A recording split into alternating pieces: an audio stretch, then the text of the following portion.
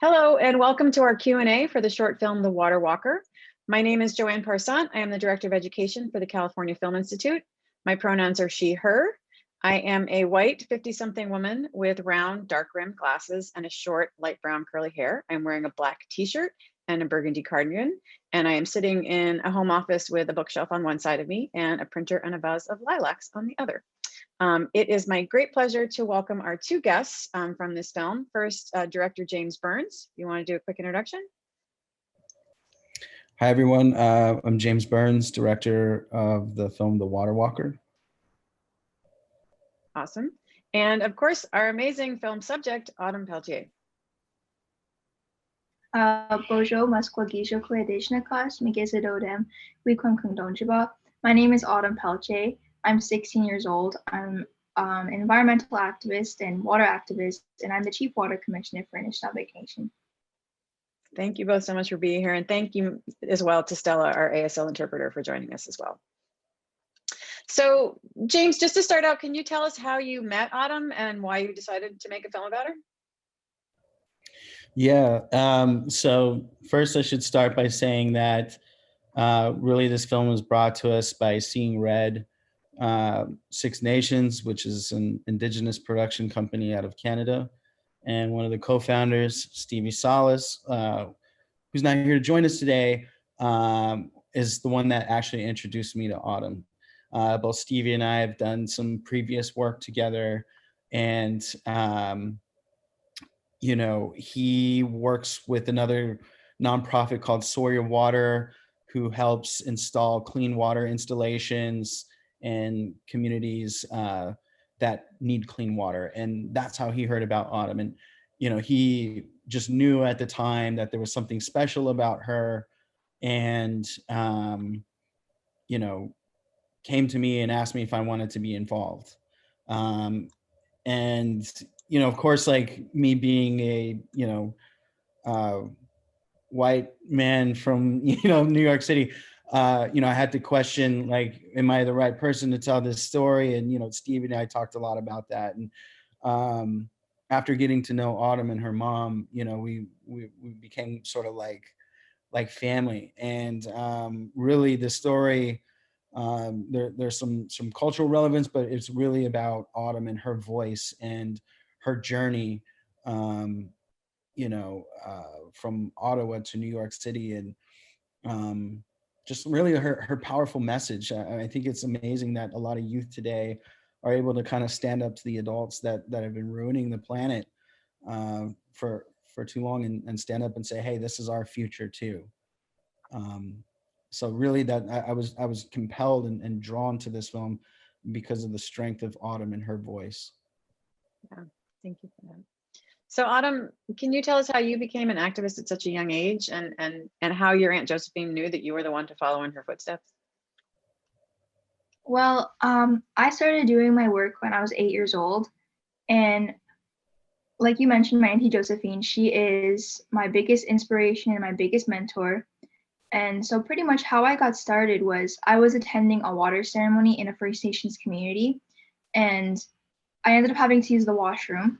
And so as I was walking to the washroom, all over the walls it said, do not drink the water, boil water advisory, not for consumption.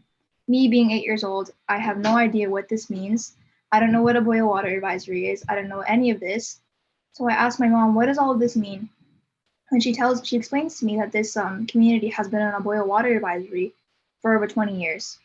And they haven't been able to drink their water for over 20 years. And she explains to me what all of this means. And it was almost like then it hit me that there was kids that were my age and younger that didn't know what it was like to drink water from a tap or have basic, you know, doing basic things like washing your hands, showering, cooking, and cleaning. And this specific community is dependent on bottled water. So that includes washing your babies, washing yourself, washing your hands, brushing your teeth with bottled water. And it was crazy. It was like a light bulb, like a light bulb went on. And later that night, I started like studying and researching, watching videos of, I was watching videos of like chiefs talking about this, like Perry Bellegarde, National Chief Perry Bellegarde, Regional Chief Isidore Day talking about the pipelines, talking about the boil water advisories. And it was like a big eye opener for me. But at the same time, I already knew like the more cultural, more spiritual, traditional sides to it because of my Auntie Josephine, because her and my mom have raised me in that kind of lifestyle. So I already knew both sides of it by that time. And you knew that you had the strength of, like, I'm just, what I'm amazed to is just, at that young age too, to know that you felt capable of speaking up and speaking to adults and, and making your voice heard. At what point did you feel like, you just didn't really even have any reservations or fear about doing that? Well, it was already seeing that my Auntie Josephine was doing this before me. And when I started to notice that her health was deteriorating, and it was becoming a lot more hard for her to do this work and to travel, because this work requires a lot of traveling. Well, obviously not right now because of the pandemic we're in, but it's just me noticing that it was becoming a lot more harder. I started to think, well, who's going to carry on this work? And when she can't do it anymore, is it just like, who's going to do it? Is it just going to be another issue and another Indigenous issue that's just swept under the carpet again? Because pretty much all Indigenous issues in Canada, they're not talked about. And of course, the water issue was not talked about enough at all. And so it was really just having that, knowing that I was speaking up for my people and speaking up for the First Nations peoples that have not been able to drink the water for 20 years.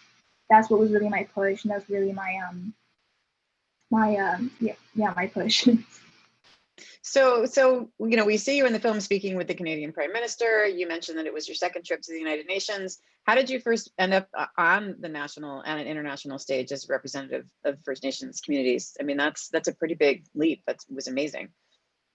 Well, it wasn't intentional. I was just simply speaking up in my community. It started by, it was called Native Language Speaking Contest.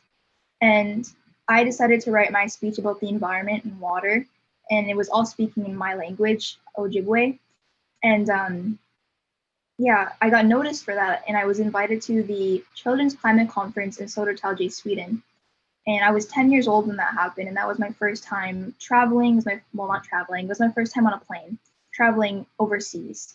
And that's my first international platform. And 10 years old, I wasn't with my mom. I was actually with a chaperone, and I pretty much did it on my own. It was preparing on my own, preparing my speech, and being able to stand up in front of everybody. And that message was being delivered to the COP21 world leaders in Paris that year. So, yeah. So obviously, Autumn's story is so incredible, and her voice is so strong. And so I'm wondering, James, how, if you ever considered doing a longer piece, or how you knew that this was, to basically how you chose to, kind of encapsulate her story and decide what was the best way to capture all the different parts of her experience. Yeah, I mean, I think there definitely is. I mean, you'd have to speak to Autumn about that, but I feel like there is a much longer film in there. Obviously, Autumn's story is ongoing, and with a feature documentary, there are many other elements and variables you got to think about. And for this, we wanted to start with a short film, and really, like I said, it was a profile. Autumn was on a journey from Ottawa to, the UN to bring this powerful message.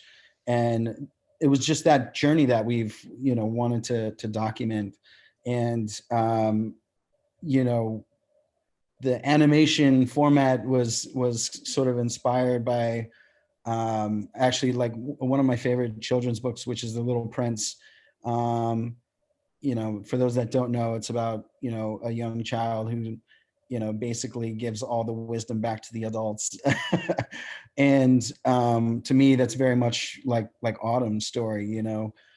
She is sure, she's a youth, but she's wise beyond her years and has a very powerful message to deliver, not only to adults, but set an example for the youth. And that's what this film is about. Is inspiring a lot of youth. So yes, there is a longer story to be told there, but you know, we wanted to focus with this short journey that she had for the time being. Right. So we've got quite a bunch of students watching the film as part of our DocLands education program, and they all live here in the U.S. I'm wondering, Autumn, if you could maybe give a little background on your heritage and community and the kinds of environmental challenges that Indigenous communities in Canada are dealing with. Since I think, you know, like we're familiar, I think, with the Flint water crisis, but I think, you know, like you said, specifically how it's impacting the Indigenous community. Well, I come from Manitoulin Island, and that's in Ontario. It's in Lake Huron, and that's yeah, where my family's from. We're Ojibwe, and yeah, I've always been taught about the Indigenous issues that were going on in Canada, and a lot of it actually does tie into this specific issue, the water crisis. And when you look at the water crisis, it's First Nations communities that are being neglected, they're being mistreated, and we're considered a first world country. I actually seen a post yesterday that Canada was called the best country in the world, but yeah, we still have issues like these. Nobody knows about them. And I moved to Ottawa about 2 years ago now, and when I got here, I met new friends, and none of them had any idea that there was things like this happening to First Nations people in Canada. And when you think of this, I feel like it does have a lot to do with racism, systemic racism, environmental racism. And like I said, we're a first world country, and First Nations people are still fighting for basic human rights. And that's wrong, it's inhumane, and it's like nobody hears us, nobody's listening, and it's like no matter how loud or how hard we scream, nobody hears us and nobody listens. But it's yeah, there's a lot. And when you look at Indigenous issues on a larger scale, there's so much. There's not only the water crisis, there's poverty, there's missing a murdered Indigenous woman, and missing a murdered Indigenous woman is actually something that I speak up about, and it's actually what I'm basing my career on.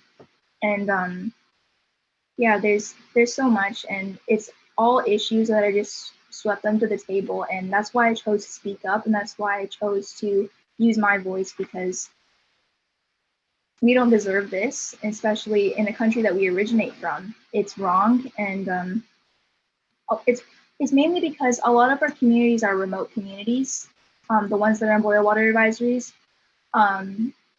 They're northern communities, and you have to fly to them. You can't drive to them.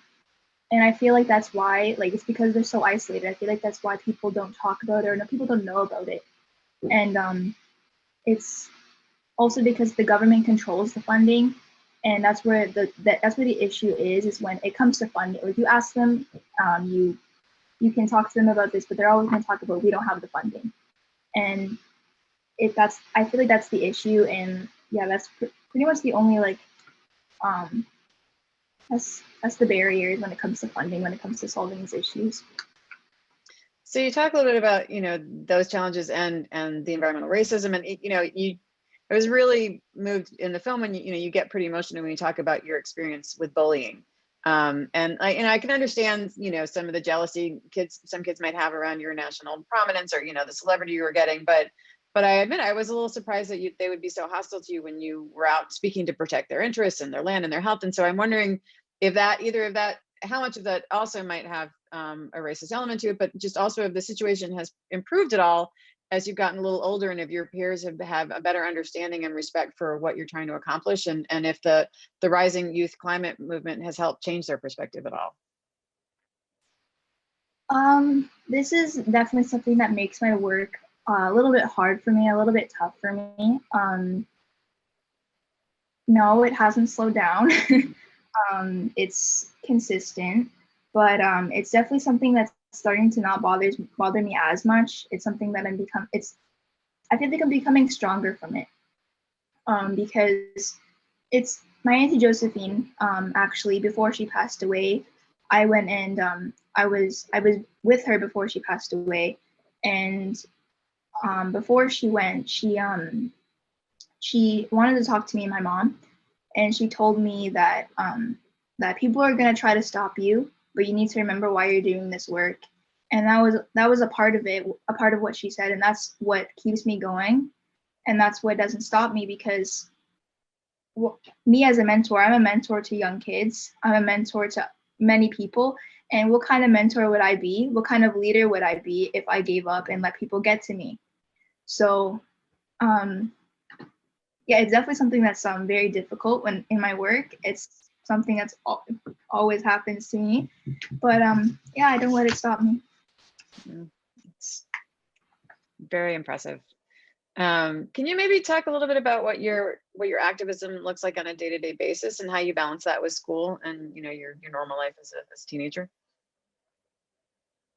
Well, right now it's just consistent Zoom meetings and yeah, just online.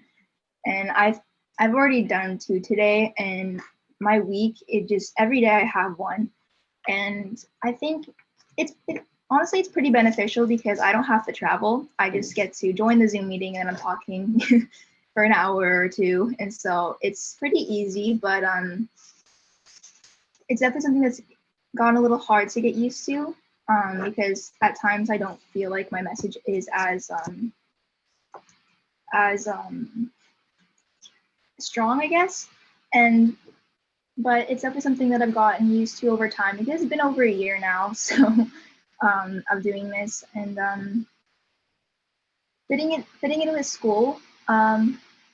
Also, school is online for me right now, so it's easy. I'm at home all the time, and yeah, it's something that I need to start kind of trying my best to tie into, because school is becoming a lot more important to me, as I'm going to be in university next year and I'm applying next semester. So it's, yeah, yeah, it's So it's can you, hard. so who in the Zoom meetings that you're having, who are you mostly speaking with and to get the message out? Well, it's kind of everybody. I speak to schools, I speak to organizations, companies, conferences that are supposed to be in person, but they're online now. So it's really everybody. That's great. James, can you talk a little bit about the style and the structure of the film, particularly like the narration, the animation, how you chose to frame Autumn's story with Graham Greene's voice and the artwork of Christy Belcourt? Maybe a little bit of background on both of those kind of prominent artists that some students might not be familiar with. Yeah. So, like I said, the artwork was inspired really by Little Prince, but the artwork comes from Christy Belcourt, who is a close friend of Autumn and her mother, family friend. They've known each other for many years. Autumn, correct me if I'm wrong, but Christy is from Manitoulin Island. And some of those paintings actually have Autumn's Auntie Josephine in them, so there's a deep connection to the artwork and the work that Autumn's doing and the story that we were covering. And Graham Greene, is a huge fan of Autumn's and was very excited to come on board and be a part of it, and narrate as an elder. So, the combination of those two kind of like felt sort of like a chapter book, like a story. And I feel like, sure, we don't have experts sitting down and talking about the issues, but I think that people are emotionally impacted by it and the way that they would read, uh, sort of a poetic book, or the film has a lyrical quality to it that I still think makes people think about the issues in a deeper way and connect to Autumn as a person, both emotionally and spiritually. So that was sort of the motivation to combine those elements of the film. Yeah, super beautiful. So Autumn, your activism has focused specifically on water, but there are of course so many environmental issues that we're all dealing with right now, and particularly your communities. So much so that it can feel kind of daunting to young people who are inheriting this environmental mess that we've created for them. Do you ever get overwhelmed by the scope of it all, or how do you stay focused and committed to the work and know that when you're making a difference? Well, this work is pretty overwhelming sometimes, when it comes to like the amount of feedback that I get, or like knowing the amount of people that are seeing my message or watching me. It's pretty overwhelming, but it's, to me, that's just knowing that people are like seeing my message and people are becoming aware of the issues that First Nations and people are facing. Because like I mentioned, a lot of them are not talked about. And so when I see things like that, I know that's when I'm making a change. That's when my voice is being heard. And that's what also makes me feel really good at the same time as being overwhelmed. But yeah, can you actually repeat the question? Well, I was wondering how you actually, well, you kind of did mostly answer it, of just, how you stay focused and committed and know that you're making a difference in that process and not let it kind of get you down. Okay. Oh yeah, that's my answer. Yeah, it's a great answer. So then I'm wondering what advice you would have for other young people to empower them to make a difference, along the spectrum of what you can, where you don't necessarily have to be a full-on working like you're doing, on a daily basis activist, but, kind of what they can do, individually, and even, as part of their community.